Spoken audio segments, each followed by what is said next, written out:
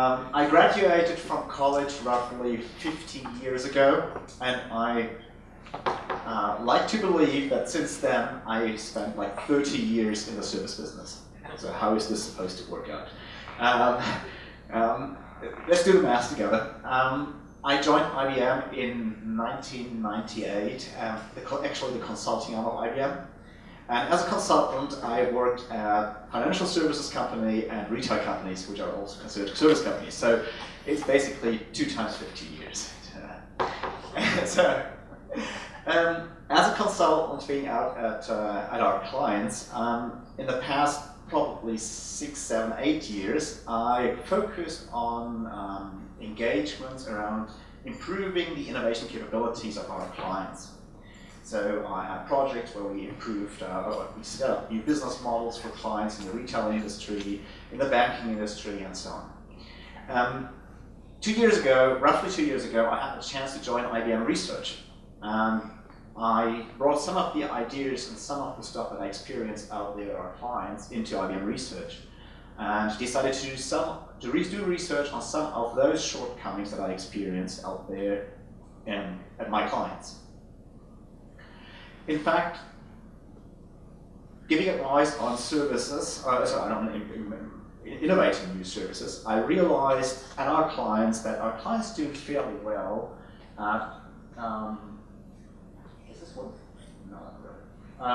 At creating new ideas and coming up with lots of ideas and actually quite good stuff. What I saw at our clients is that many of them actually struggle to pick and choose those who are probably a bit more brave and continue on and pursue on that. And in fact, this works. This relates very well to current research. Current research does that in the past decade. We did a lot of research and a lot of improvements in the area of creating new stuff, finding out how to create new stuff. But we actually neglected a little bit how to pick and choose those ideas that probably work best for the company.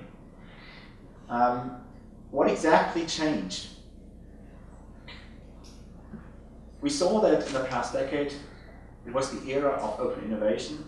Idea portfolios became larger and larger. And because they became so large, it became more and more difficult to pick and choose ideas from these portfolios.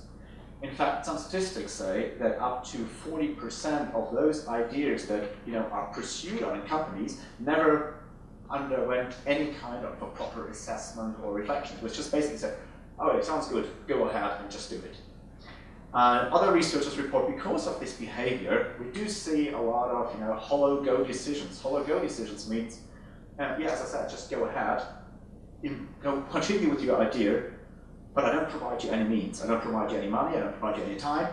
As a consultant, I suffer from this quite a lot sometimes, because basically your client pays you to do their job for them, and you suffer a lot of times from not having the possibility to pursue and improve the ideas that you have. Also, and this probably comes back to innovating in the area of services in particular. I mean, just look at in the professional services industry, like the industry that I experienced myself, being a consultant out there, experiencing my issues as a service provider, experiencing the issues of the service provider that I work for, i.e. the financial services, the retail companies. There's a lot of knowledge in the group of consultants. It's just a huge potential. The question is, how can we leverage this potential not only for creative purposes, out there, the ideation. We do this very well so far. In IBM we have an innovation jam for like a decade or more than a decade. So we actually ask people to participate in creative tasks. But how do we actually seize this knowledge that is out there in the field to help us pick and choose from these vast portfolios what ideas to really pursue? So, in a nutshell, we've got 3 issues to solve. We have large portfolios, we have a kind of a broken chain between doing as decision and funding those ideas that we actually decided to pursue, and how do we tap the widespread knowledge of our people. The issue itself, This problem actually itself is not too new. Literature knows a lot of possibilities to address this. However, most of them are a little bit dated. So on the left-hand side, in the classical or group-based approaches, you see what we all do in our companies. We have boards, looking at these portfolios, making decisions. Literature said that we compile boards differently. It's more heterogeneous boards to make proper decisions. Then we introduced rating scales. To tap the knowledge of further people, we introduced a method like the Delphi studies, or we've introduced facilitation mechanisms like the nominal groups to actually improve the decision making. In recent years, we saw more crowd-based approaches. For example, on most of the open innovation platforms, we see these voting mechanisms like thumbs up, thumbs down, 1, 2, 3, 4, 5 stars, and all these things.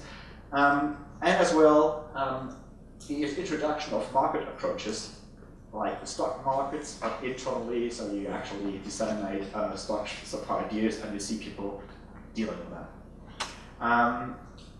However, all of them have a lot of shortcomings. As at the classical approaches on the left-hand side, they do not really allow to tap widespread knowledge. On the right-hand side, the crowd voting, crowd rating, they do not perform too well. And the market mechanisms are not everybody's piece of cake. So I personally look at two new approaches, and they are based at the bottom: the usage of serious games and the usage of crowdfunding mechanisms inside companies. So let me quickly, as a brain teaser, introduce those two ideas, or those two new approaches, and I am happy to answer any kind of questions afterwards and discuss exactly what kind of research I'm doing later on. So first of all, the serious games. We're here in the city of San Jose, and the city of San Jose does something very interesting. Every year in January, the city of San Jose conducts the so-called San Jose Budget Games. I'm not sure if Steve Kwan is here. No, he participated in them. Actually, the San Jose Budget Games is every year in January. The mayor of San Jose invites 120, 130 presidents of neighborhoods to come into the town hall to play a serious game to decide upon the budget of this, how the budget of the city is spent in the next year. And they do it in a facilitated way. It's a kind of a game, and the outcome of the game leads to advice on the city council, who afterwards will follow the advice when they actually make their decisions. In my research, I found this so intriguing, this game, so how can we apply this game that is actually created by an entrepreneur from Mountain View and apply it to decision making, as we saw in the companies, as we saw as a challenge to companies. So I took the game, I made contact to the game developer. I took the game, it's actually an offline as well as an online game. And we used the online game and applied it in a lab experiment and had a look at how the game performs in terms of how it is accepted by people, what kind of ideas get selected, and in particular what to do to twist and tweak the game so we get a selection of more radical or more incremental ideas. So if I, as someone who wants to get the best ideas picked of a certain field, I want to make sure that the ideas get picked are in line with my strategy. If I'm a first mover, I don't want to have my people pick the incremental idea, but rather the radical, and vice versa. So this is one of the studies that I made. Secondly, crowdfunding. I mean, we all know Kickstarter. Who has ever been on Kickstarter? Oh, okay, that's probably a third. Cool. Have you ever proposed an idea on Kickstarter? No. Okay. Kickstarter is around for like 4 or 5 years. It's very popular. And recently, because of its popularity, it got applied to the entrepreneurial scene, to the startup scene. On the right-hand side, you see a picture of a German platform. It's called SeedMatch. It provides seed funding to startups, which is actually allowed by German law, and here in the US it's just about to change. So we have a little bit of a history on this. So what do these platforms do? As we all know, when you're an entrepreneur, you start with your own budget.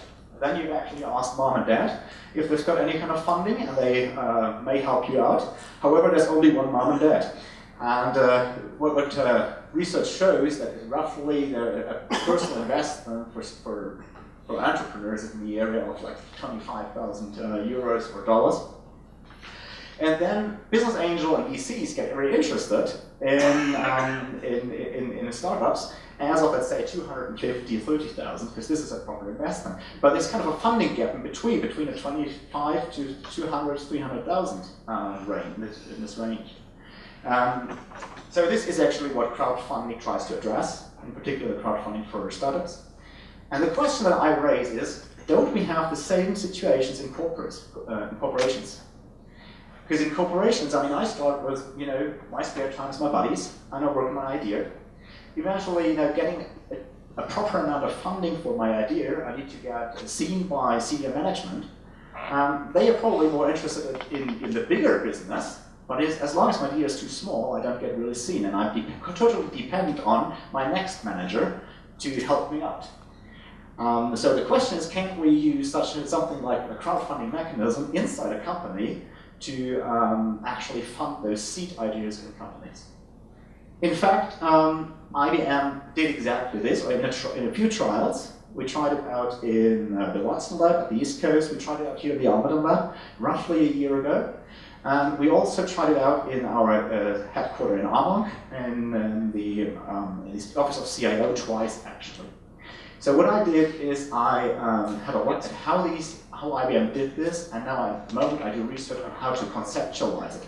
This means what kind of objectives do you want to follow, or do you want to achieve when you apply this as an organization? How do people behave on this? What kind of outcomes can you expect from applying this?